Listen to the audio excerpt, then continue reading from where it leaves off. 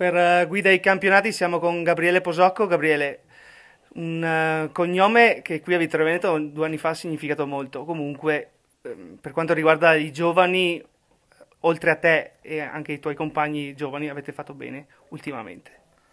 Ma sì, diciamo che noi cerchiamo sempre di impegnarci comunque e ci abbiamo creduto fino in fondo a questi playoff. Diciamo che dopo la sconfitta di oggi, adesso non so gli altri risultati, però è dura, noi ci siamo impegnati sempre e purtroppo oggi, secondo tempo, ci siamo persi un po' i primi minuti che abbiamo preso quei 2 gol un po' sfortunati su rigore che non c'era, secondo me, perché un rimpallo all'arbitro può fischiare rigore, secondo me.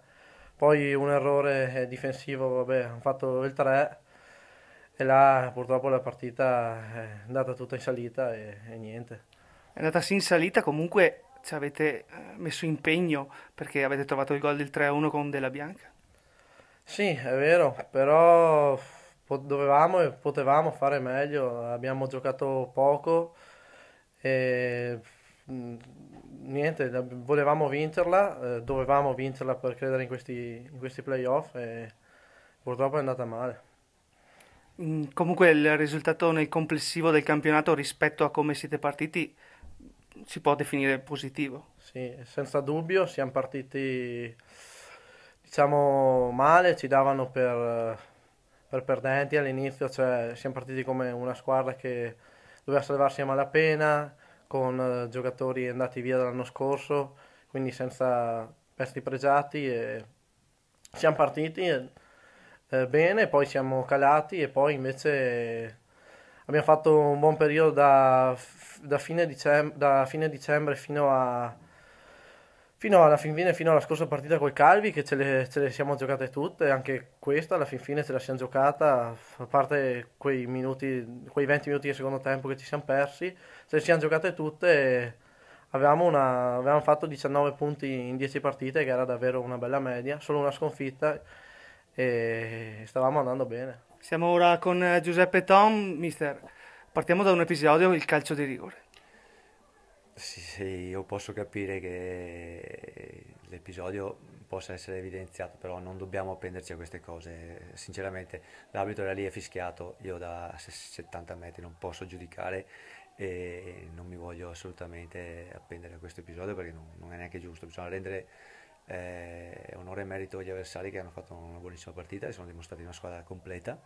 Noi penso abbiamo sempre cercato di giocare con buone idee, anche se con ritmi magari un po' bassi, però di fronte all'avversario era eh, di qualità e abbiamo comunque cercato di proporre il nostro gioco, ci è mancata un po' di profondità, ci è mancato qualcosa nell'uno contro uno anche in fase offensiva. E paradossalmente direi che l'IAP aveva costruito più palle gol nella partita di andata che oggi, perché oggi alla fine ci sono stati 3 episodi dove abbiamo commesso 3 errori importanti noi, purtroppo anche nei giocatori di maggiore esperienza, però va bene così, io questi ragazzi li posso ringraziare per quello che hanno fatto finora, in tutto un girone dalla partita di Nervesa abbiamo perso, questa è la seconda volta che perdiamo, dopo Nervesa abbiamo perso con la Feltrese ed oggi, quindi il passivo è pesante, però il punteggio è pesante, dobbiamo accettarlo e continuare a lavorare fino all'ultima giornata con serietà e voglia di migliorarci. Secondo episodio, magari che da lì è partito tutto, Villotta.